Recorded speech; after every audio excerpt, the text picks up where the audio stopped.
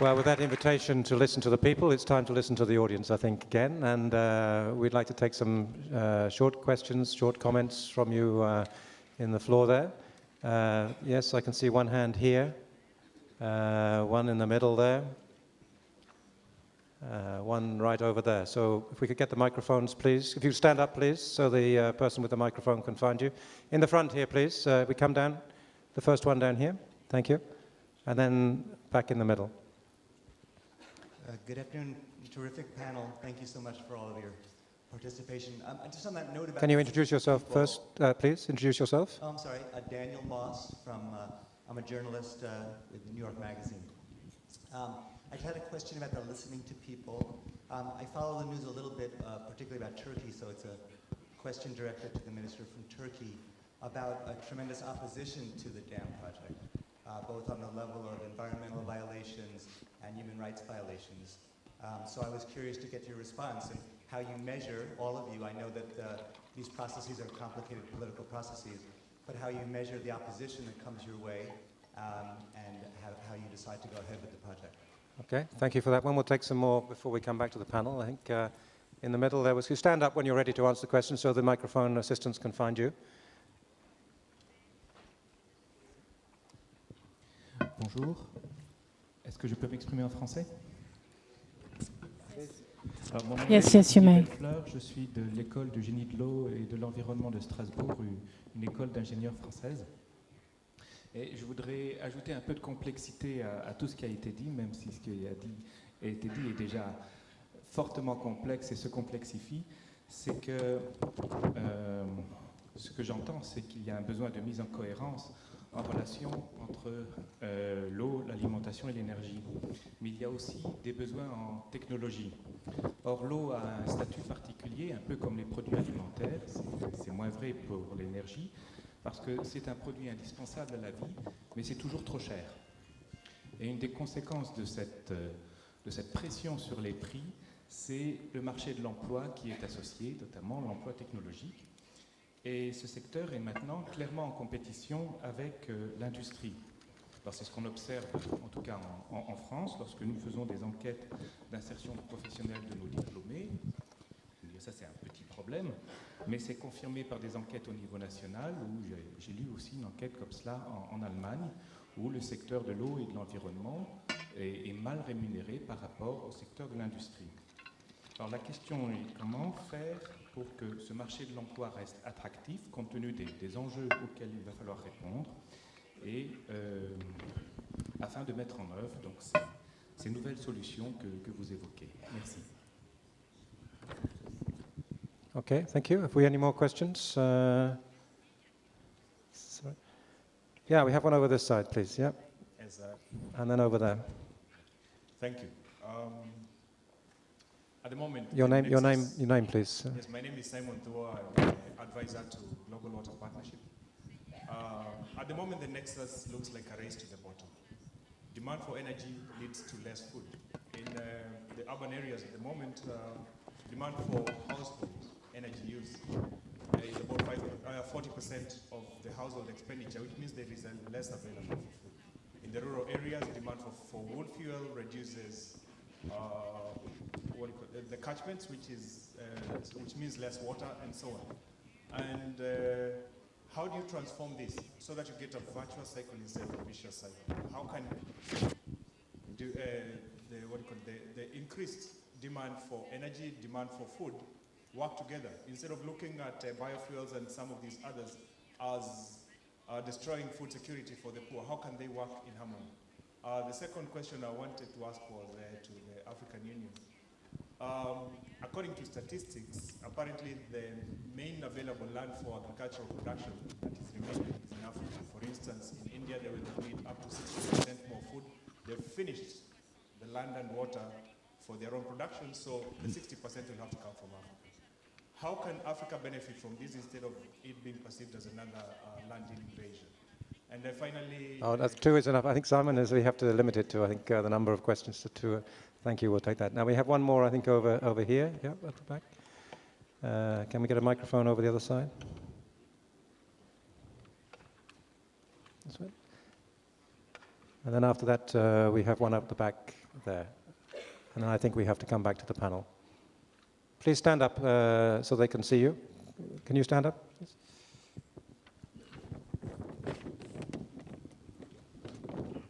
Thank you. I'm Carlos Guy from Mexico, from the National University. All these projects need some investment or money to put them, this money. And I wanted to ask you just what is the proportion of the return that goes to the companies and the return that goes to the people? My question has to do a little bit what the last gentleman asked in terms of there are many of these projects that are proposed that have immediate, these projects are opposed immediately by the people where they perceive they are going to be affected by these projects. Okay, thank you. So we're having some questions really on how can we really arrive at some win-win solutions. And then one question up here at the back in the middle. We have a microphone, please. Bonjour, je m'appelle Christine Janger et je suis doctorante à l'Université de Rome La Sapienza. En fait, je voulais poser une question à l'ancien ministre des Affaires étrangères de Turquie. Déjà, le remercier de sa présentation et je me réjouis beaucoup des bons résultats atteints par le projet qui nous a si bien illustrés. J'aimerais savoir dans quelle mesure ce projet prend en compte les besoins des populations de pays tiers, notamment des pays de la population de Syrie et de l'Irak, qui ont besoin pour survivre de l'eau des fleuves qui coulent en Turquie, notamment l'Euphrate et le Tigre. Et en fait, ça revient à demander comment concilier le droit au développement avec le droit fondamental à l'eau des populations des pays tiers. Et puis une deuxième petite question, c'est de savoir si, à votre avis, la Turquie sera bientôt prête à ratifier la Convention des Nations Unies de 1997 sur les eaux transfrontalières. Merci. Okay, so thank you very much for that. We come back to the panel now, and we have a few questions for Yakay Ashish, please, from Turkey first, and then we'll come back to some of the other panelists. If you prepare yourself to answer this question of where are the win-win solutions. We've had an awful lot of agreement here, and we want to flesh out some of these win-win solutions. Please. Thank you very much. Regarding the first question, which is addressed to me, the opposition to the construction of dams in Turkey and the human rights violations, this question came immediately after the very pertinent explanation given by Mr. Gerard Wolf, who said that they had to settle 7,000 people, and that when they needed accommodation, French government provides accommodation. When they needed education, French government provides education. So, the company, not the French government. Sorry. In Turkey, we don't have a strong company like EDF, so this task is taken over by the government. And when people have to be resettled, first of all, compensation is paid for the submerged territory. You cannot construct a dam without submerging in a valley. It's not possible. So if there is a technique which allows to do it the other way, we will do it, of course, but this technique is not yet invented. So there are submerged areas, and people who own land in this area are given compensation, and they are resettled. This is the usual practice in the world, and Turkey is not an exception of this. Fortunately, Turkey is a country which has recognized the individual application to the European Court of Human Rights. If there are violations or claims of violations of human rights, so the person is entitled to go to the European Court of Justice, and if the European Court of Justice says that the government was wrong in doing something, then the government is fine to pay a certain extra compensation, and we will do it. In democracies and in countries where the supremacy of law is recognized, this is how things work. En revenant à la question des pays tiers, nous parlons des rivières transfrontalières. Donc, quand on parle des rivières transfrontalières, ce ne veut pas dire que les pays d'amont n'ont aucun droit d'utiliser ou de bénéficier de l'eau. Ce ne sont que les pays d'aval qui peuvent utiliser l'eau et ne pas permettre les pays d'amont. Ce que nous nous sommes mis d'accord avec les pays d'aval est le suivant. La Turquie, depuis 1987, s'est mise en accord avec les pays d'aval de lâcher 500 mètres cubes d'eau par seconde avec des périodes d'un mois. Si au cours le moyen de la quantité de l'eau lâchée est en dessous de 500 mètres cubes par seconde, ça doit être compensé le mois suivant. Cet accord continue et la Turquie a lâché depuis une dizaine d'années maintenant plus de l'eau que c'était promis dans cet accord. C'est une chose.